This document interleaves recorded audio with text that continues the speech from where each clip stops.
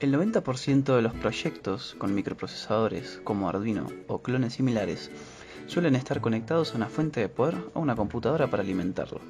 En algunos casos podemos usar dos tipos de conexiones simultáneas para no utilizar reguladores de voltaje. Pero si queremos que nuestro proyecto sea portable o no dependa de ninguna fuente de poder de laboratorio, tenemos varias opciones a nuestra disposición. Esta forma depende mucho del tamaño del transformador, pero es muy fácil de aplicar a placas Arduino, ya que estas tienen circuitos de regulación que soportan hasta 21 volts de entrada. Vamos a utilizar un cable de fuente de PC o similares para conectar la entrada del transformador. Una nota importante sobre los transformadores es que algunos tienen 3 cables de salida, los cuales se conoce como transformadores con tap central. Si conectamos 2 del mismo color, obtenemos el voltaje máximo del transformador, en este caso 12 volts. Si conectamos 2 de color diferente, obtenemos usualmente la mitad del voltaje. Veamos cómo es la forma de onda después del transformador. Lo que vemos es un voltaje alterno, con un pico a pico de 18 volts aproximadamente. Esto es correcto y nuestro transformador está bien, solo que estos se venden promocionando su voltaje RMS, que en este caso es de 12 volts. ¿Qué pasa si medimos la señal después del puente de diodos? No mucho cambia, si hablamos de valores, claro. Nuestra señal ya no tiene negativos. Lo que vemos tiene muchas crestas y si bien funciona para algunas aplicaciones, es preferible evitarlas. Aquí entra la magia de los capacitores, los cuales van a suavizar mucho nuestra señal de salida para hacerla una señal puramente DC.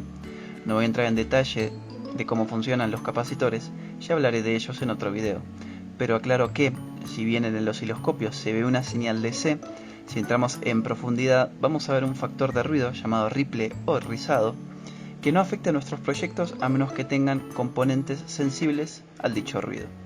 En el osciloscopio vemos que nuestro voltaje DC es muy cercano a nuestro voltaje pico a pico. Tengan cuidado donde lo conectan y estén seguros de que soporta por lo menos 20 volts, ya que cuando rectificamos el voltaje de un transformador no rectificamos su voltaje RMS, sino su voltaje pico a pico.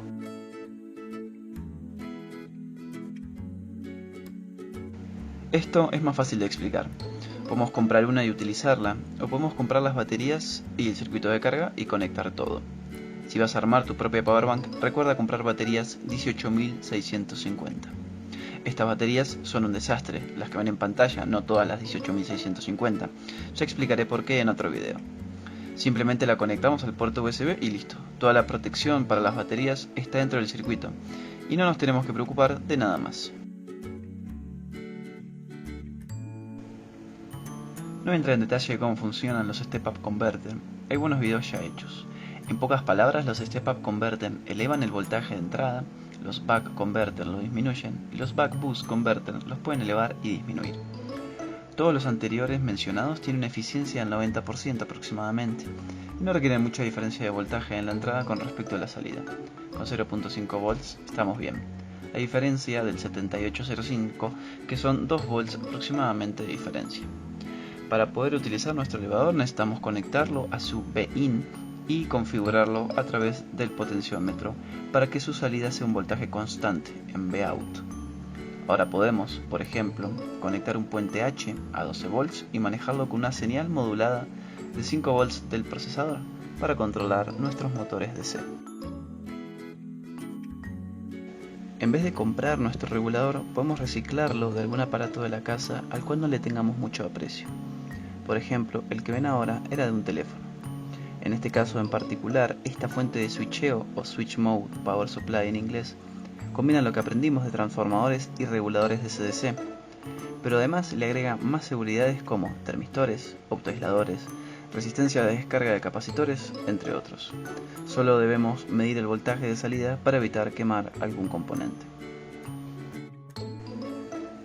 Eso fue todo. En los próximos videos veremos bobinas de Tesla, comparativa entre Arduino Uno y Leonardo y comparativa entre baterías. Muchas gracias y nos vemos.